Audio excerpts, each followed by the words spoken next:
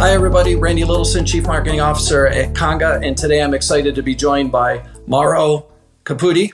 Mauro is a partner at Minespring, and today we'll be talking about digital transformations.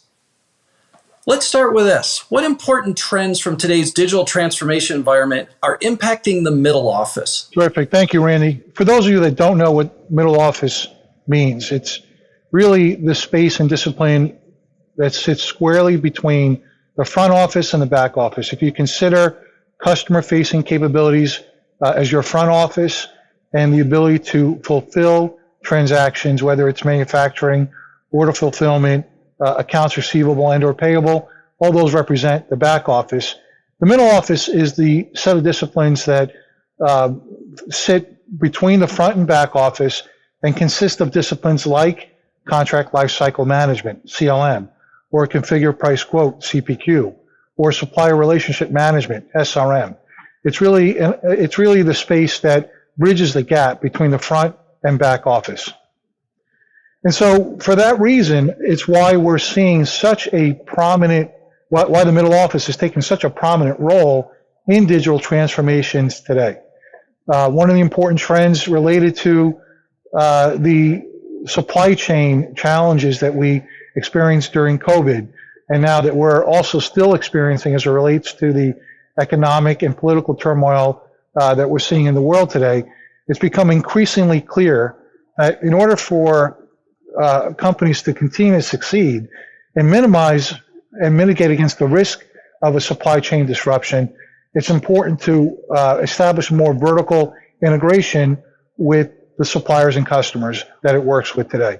Sort of working as an extended enterprise, if you will, in terms of being able to minimize the gaps, not just within their organizations, but even outside of their organizations. But in order to do that well, it's super important that sales, procurement, legal, as the key business functions that support the middle office work in a very seamless fashion. It's no longer okay to work in silos. As a matter of fact, McKinsey calls out in one of their most recent reports that in order for companies and organizations to escalate and get to that next, what they call turbocharging the next generation operating model, it's important that the front office and the back office work in a seamless, overarching manner. How can we design products, services, and experiences to deliver this value urgently? So certainly a great question, given the urgent nature in which these challenges need to be addressed. Number one, we would urge you to consider an agile approach. Agile being an approach where you're releasing new products, services, and or capabilities in a frequent manner. It could be every couple of weeks, but in a compressed time frame. But if you're not comfortable with that approach, then we recommend a hybrid approach of leveraging waterfall and agile, something that we term a WAGILE, where you're taking advantage of the features of both methodologies to, again, roll out, whether it's a new product, a new service, new capabilities urgently or frequently and often to solicit feedback. And you have the minimal viable product in your view, where you're focused on that MVP, but you're soliciting, again, that feedback early and often so you can make those adjustments and refinements frequently and often as well. While there's certainly that sense of urgency to move forward, it's also, we think, very important to collect benchmark data of your journey along the way. And so we look and ask that you guys, that you all consider an approach where you're taking advantage of the data that already exists in-house today that is virtually untapped and hasn't been, and quite frankly, underutilized. We often get pushback that the data isn't available. We've never measured this before. And certainly while that might be true, there's that abundance of data that sits within your agreements and proposals that aren't being, quite frankly, recognized and used in a more effective manner.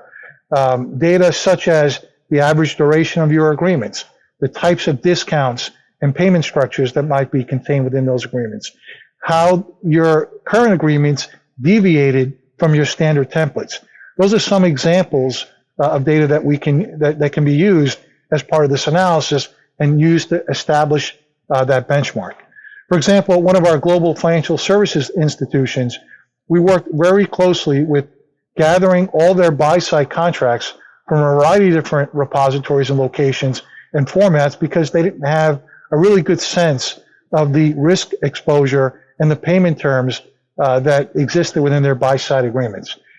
Having worked with them in building a data model and leveraging AI as a service, we were able to put together and develop a database to use as a staging area in which all of these buy-side contracts could be collected, stored, and more importantly, understood what the risk exposure is and the discounts or cost-saving opportunities would be that would be available to them.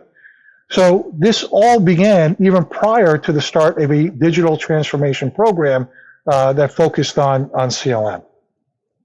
Now, with data in hand, we now have the opportunity to evaluate your processes, use the Sudoku principle of asking why 5 times to get to the root cause of what's contributing to the friction of your processes and slowing down essentially why it's essentially difficult to do business with today. What's the fastest way that you recommend to companies to stabilize and redesign stretched and in some cases broken processes? And what capabilities will I need to increase my company's resilience, cost controls, increase revenue while also reducing risk? So naturally, we'd recommend an approach that leverages a technology-enabled process, right? And the good news about that today is that there are, by our measure, over 2,000 different capabilities that support the middle office in some capacity. Solutions like Conga, CLM, and CPQ are certainly among them. But the challenge with them is that there's going to be that need for some degree of configuration, integration, and training to really maximize and operationalize the use of those capabilities.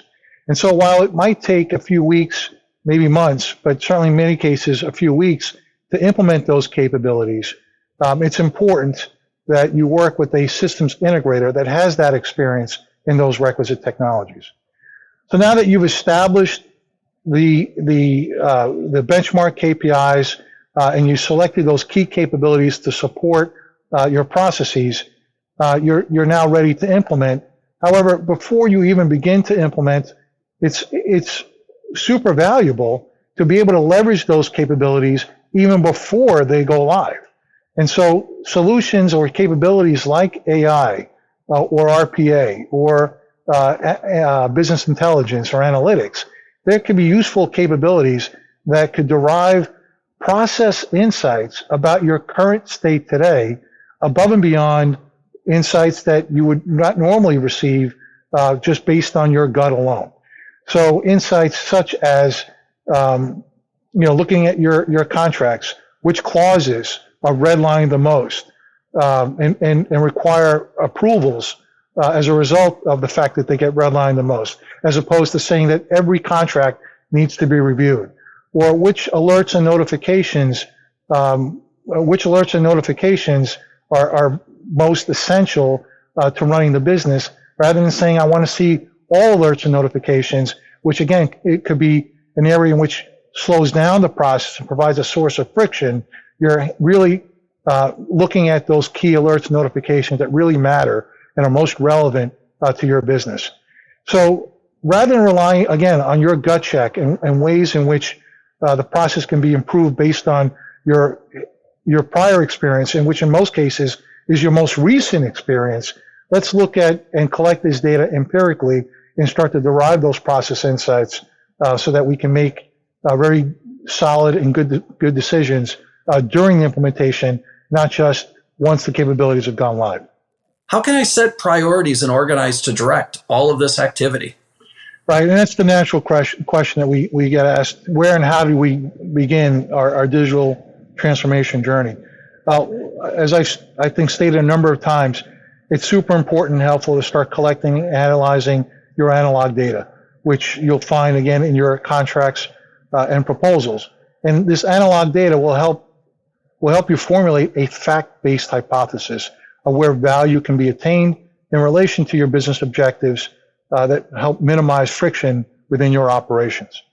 With this hypothesis established, you're now ready to engage the rest of the organization in what we refer to as an organizational change management exercise, starting with the top and getting your CXOs as your executive sponsors to set a clear mandate for those objectives while forming a team of change management champions, functional leaders, could be influential stakeholders, those that are essentially vocal within your organization to help establish a roadmap, shepherd the organization through the process of awareness, of becoming educated on what's coming, and finding excitement on the change that is about to ensue, while at the same time setting appropriate expectations.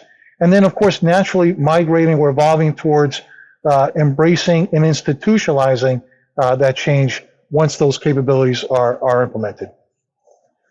And lastly, as a plug to Mainspring and other SIs that are experts in digital transformations for the middle office, again, we strongly recommend that let's not be penny wise, pound foolish.